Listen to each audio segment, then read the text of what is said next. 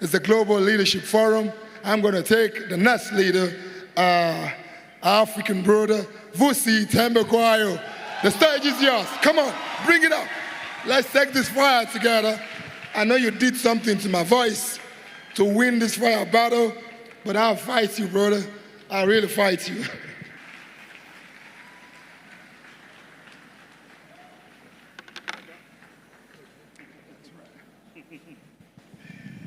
Hey, now, I think we got to settle this once and for all.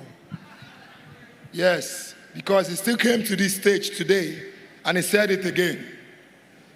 And I was looking at him from right there, like, this guy, I'm going to take you up someday. And he said it again, and it was right in our face, like, Bafana, it's far better than Super Eagles. I'm like, in our own state, in our own country, you think I'll let you go? Never. So, to settle this, before we even start this chat, we're going to name our footballers that is known globally. The first person to stop loses. You know what I'm saying? I got your support on this right now. I got you. Yes. Yes. You want to take this battle right now? They want us to take it right here, right now. You and me, we name your players. I name our players. And the first one to stop loses. Are you game? So, the wisdom of the cheetah is that it doesn't race against greyhounds. No, I'm good. You win. Do your thing. Oh, come on, man. We did it. We did it, man. But like, guys, the love between South Africa and Nigeria, it's like, I don't know how to explain it. It's beautiful, very beautiful to watch. My brother, we're going to start this conversation, and we're going to start with a model. Vusi, you're still shaking your head. You feel it, right? I'm sorry. I could have... My competitive streak wants to fight with you, but I also don't want to be a bad guest. So do your thing. Do your thing. Do you know what Vusi is doing, right, guys? He's still trying to remember the names. Nigerian, they carry last. So, as we start, poverty eradication across the world, there is a model in this country, a model that is being started, a model that is being embraced, and it's apprenticeship. And as a man of solid background yourself, you've been able to experience it where we now modernize it by calling it mentorship. But mentorship, you're not really doing the work because you're just learning. But apprenticeship, you're being involved. Vusi, lend your voice to this matter. What do you think and how important is apprenticeship as a tool for poverty eradication globally? Yeah, that's a great question. So first, I think that, this word poverty really, really, really bothers me. And it bothers me because once you label something, it becomes what you've labeled. For those of us who are believers, in the good book it says that Adam named animals. We read this. But it didn't just say he named them, he says he called them. Which is to say a lion wasn't a lion until Adam said it's a lion. Then it became a lion. And he could do that because he had the breath of God in him. Which is to say that which he spoke, God spoke. So a lion didn't have the features, characteristics, behaviors of a lion until Adam said lion. Neither did the elephant or the rhino. And I say this only because for those of us who are believers, we keep calling things and then wondering why they become what we call them. So we're not, just to be clear, poverty is a situation. And we have fully the means and the resources to work our way out of poverty. The conversation should be, what are the things we need to do to work our way out of that situation? I'll offer you a very quick thought. Get on a plane leaving any part of Nigeria, flying to the Middle East, and see the number of wealthy Nigerians flying to the Middle East to spend their wealth. Then, do the inverse. Get on a plane from any part of the Middle East flying to Nigeria, and see the number of wealthy Middle Easterns coming to spend their money here. And that's the answer that you need. So to call the problem, label the problem, and diagnose the problem is to recognize that a big part of the problem is our mindset. It's where we are planting our talents, our skills, and resources. It answers your question in this way. If we, any of us in this room, are capable, gifted, resourced, and doing well, and you're not planting a seed in the next generation, investment is not just putting up buildings, it's also pulling up people. I think it's the most important fundamental point Africans actually need to understand. Each of us has a responsibility to pull up the next generation, to do for the next generation. And if we don't do that, we can talk shop about it, speak about it, PowerPoint about it, discuss about it. We can put together business plans about it. But it takes actual intention and effort in doing the work. Wow, thank you very much. Be hands together for that. Honestly speaking, there's this other aspect I want to touch on. Vusi. About 13, 14 years ago, I met you. And I met you successful. 14 years ago, you're more successful. Simple question. How do you remain relevant? And relevance here, I'm not saying success. I'm saying focused, vision-minded, and at the same time, on the same lane. The mic is yours. But it is only but for the grace of God. That's it. So first, let me be clear.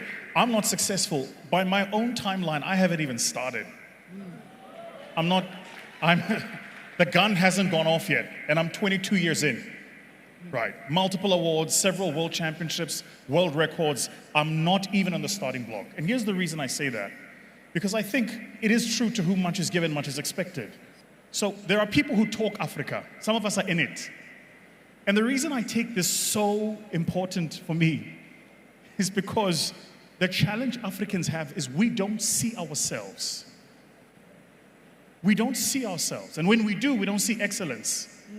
I'm going to give you a very controversial example. The Americans will tell you that the United States is the greatest country in the world. Ask them, what is that based on? Give me any metadata that supports that notion. And you'll recognize 3 or 4 paragraphs into the conversation that metadata doesn't exist. Which is to say, all of us in the world have accepted the United States to be the greatest country in the world, not because it is, but because the people believe it to be so. So this is why I was talking about Adam calling things. What you call things matters. Stop saying Nigeria is the most corrupt country in the world. If you call it, it will be. If you say we are poor, if you call it, it will be. This is the universal law of how we make things manifest. So for me, the reason I travel the continent, the reason I connect with the diaspora, the reason we build businesses and finance businesses and invest in businesses and back startups, coach startups all over the continent, all over the diaspora, is because the most important thing that drives me has been God showing me that my job is to show black people that you have a place on the stage and it's not behind the house. So that's my calling. There'll be a separate person whose calling is to teach that to women. And for all of us, all I'm saying is wherever you are called, occupy that space. I was Vusi 15 years ago. Listen, I'm 39. I was Vusi 39 years ago. Right? But I was raised by an incredible group of parents. My mom and dad were unbelievable. My father was a sensei in the dojo, introduced me into Kyokushinkai martial arts when I was 6 years old. And until he was murdered at 13, I spent 4 days a week, every single week with my dad in the dojo. So you don't need to teach me about discipline. I was raised in it. When my father passed away, my father's brothers tried to get my mother to marry the brothers, and I saw my mother become the most incredible, resilient, powerful woman. That's how I learned the power of black women. This is what a lot of people don't understand. We talk about Africa, we talk about the macro data, the population growth, the economic growth. The truth is that the backbone of this continent we call home has been black women. That's the truth of it. The generations that are raised, the languages that are taught, the cultures that are immersed, the food that we cook, the things we call home. The reason you can be in Europe and feel like it's not home is because your black mother is not there. And so for whatever reason, we've not afforded black women that space. And with the greatest of respect, black women who've been afforded that space apologize for being in the room. Be in the room. Yeah. Take up the room, occupy the space. It's not your job to make the people who find you foreign feel comfortable for you being in the room. Your job is to be in the room. And whatever it takes for the rest of us to cope, the universe will catch up. So the reason, by God's grace, I have been able to be at the, and I say by God's grace because I recognize my position is not what's permanent. God can take it away tomorrow. But I will serve him no matter where I am. Good or bad, money, no money, opportunities, no opportunities, stage, no stage. I will serve a living God anyway. The reason I'm saying these things is simply this. If nothing else, just have a look in the mirror. Black people, we are beautiful, we are powerful, we are all of those things. And especially Africans. And it's so important for us not only to say the things we are, but to see it in each other. So that when we see excellence, when we see success, it's not an outlier, it's an expectation. You said, you met me 14 years ago, I'm still here. And then I said to you, I haven't even started. The reason that is because when my mother was raising me, my mom had this like very simple expression for all of us in the household. My mother always used to say, in this house, excellence is not an expectation, it's the standard. Yes, that's it. So you don't get to be excellent and get an award for it. You're excellent and that's the standard. And I think if all of us hold each other to that standard, could you imagine what that would create? The rising tides elevating all ships, what we might all become and what might be made manifest. The generation that birthed the Africa we had liberated us from a physical colony. This generation must liberate us from our mental slavery. But we can't do it if we don't speak life into each other, if we don't call each other, and if we don't bring each other into something greater. That's why I said, I don't need Nigeria to fail for South Africa to do well. I want every single one of my Nigerian brothers and sisters to do well. Because your success is my success. Because guess what? To the rest of the world, that's how they see us, eh? If you land in another part of the world and you tell them you are from Africa, they don't care where in Africa. Africa is Africa, is Africa, is Africa. Of course, we know there's South Africa, then there's everybody else. But the point is, to them, Africa, no, it's true. No, I don't care, I don't care, I don't care. Okay. Ladies and gentlemen, you want to put your hands together for that? Please do so, especially for the women in the room. He spoke to you. Put your hands together for Vusi, please. Now we're not done, we're not done. This particular question, I'm going to bend to ask you. Drink some water because it's serious. Yeah, Vusi, it's a very, very sincere question. And we want a very, very sincere answer. Many heard what you said. And for you, for them, you look like Superman. Or you perhaps sound like Superman. But I want to ask you this, Vusi. This is a 3-in-1 question. And I want you to answer it in the sequence that I asked it. Vusi.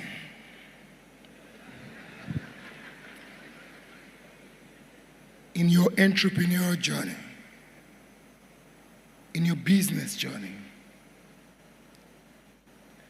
have you cried before? What made you cry? And what wiped your tears away?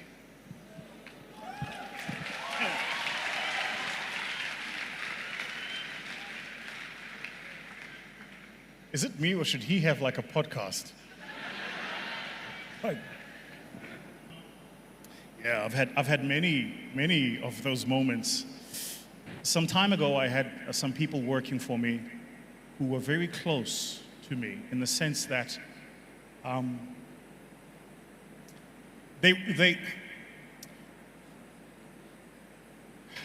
I'm sorry, can I take a segue? For those of us who are believers, you know that in the good book, there is the 72 that Christ sent to open up new territories. There is the 12 who were his disciples. But there is the 3 with whom he ascended who got to see Christ be godlike. You all know what I'm talking about. And so when this is my model in how I build my businesses. I have my 72, my 12, and 3. My 72 understand the vision and are strong enough on the vision to go and execute it. They don't need to like the vision bearer. They just get the vision. The 12 not only understand the vision, but they also have to be approximate to the vision bearer. In other words, the 12 have proximity to you. The 3 not only understand the vision and the vision bearer, but they also have access to the vision bearer. So they get to see the vision bearer most vulnerable and strongest. The mistake I think a lot of us make earlier on in our journeys is we don't know how to differentiate between these.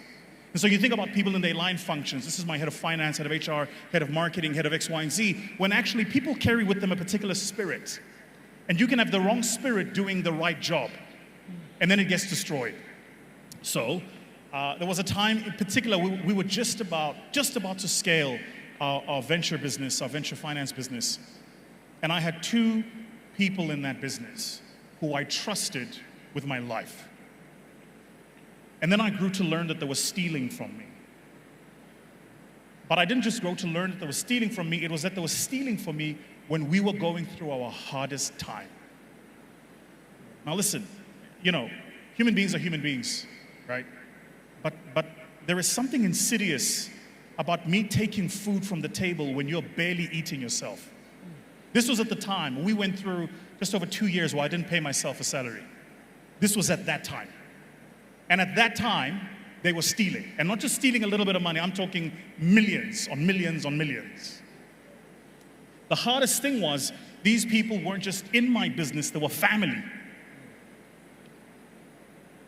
So now you go through a million different calculations. Is it me? Is it how I manage this business? Is it how I've managed them? Is it how I've created this environment? Is it and the technical you, the trained you, the Vusi that has an MBA, how do you know somebody has an MBA? They'll tell you. The Vusi that has an MBA is going through, we've got the risk processes and the how did we miss this? But the human being in you is still going, excuse my language, shit. How do you steal from me when you know I'm barely managing to make payment for my kids' school fees? How do you steal when that happens?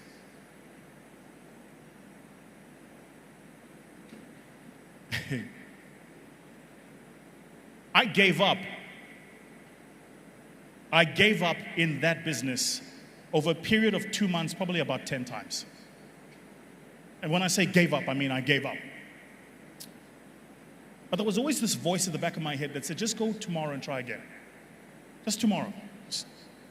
So this is a very specific incident, actually. I remember I had one specific incident. It was a Wednesday afternoon. I was sitting in the office. I was sick and tired of being sick and tired. I'm looking at all this information. I've got my risk people telling me that this is actually a case of fraud. You should be opening a case. Then there's the back of my head that goes, but if I open a case, it carries also many other implications that I've got to explain to family, I've got to explain to partners, I've got to explain. It's a disaster. It's a mess. So if I do it, there is a mess. If I don't do it, I let them get away with the mess. Right? It was a Wednesday afternoon, and I just left. It was like 11 o'clock. I left, and I remember, I went to the gym, then I went home. My trick has always been this. Just show up tomorrow. That's it. There's no rocket science. Like, just show up tomorrow, 7:30, and try one more day. Just one more day. One more day. And so all I kept doing was one more day, then one more day, and then one more day.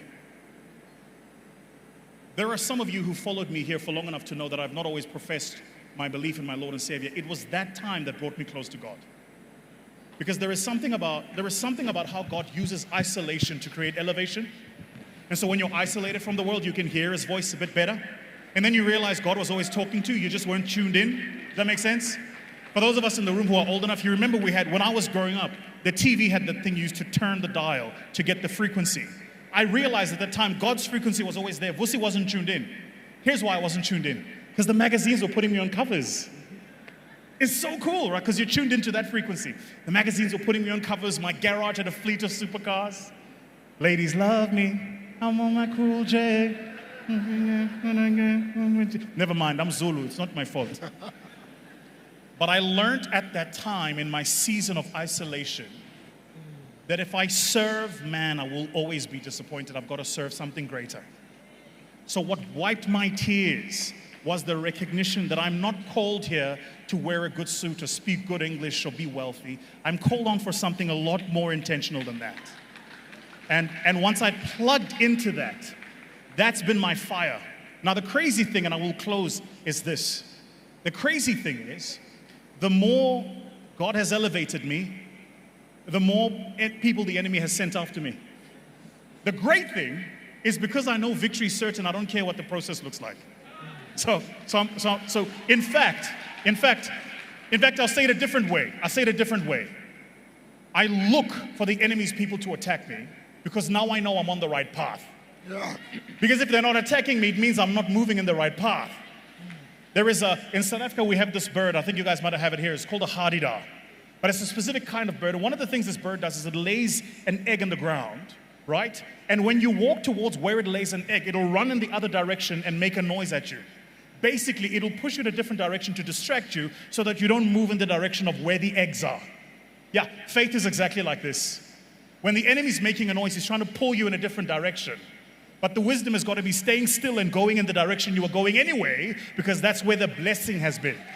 So yeah, man, look, for me, and you know when you cry, entrepreneurs, we don't just cry tears, ne? We cry everything.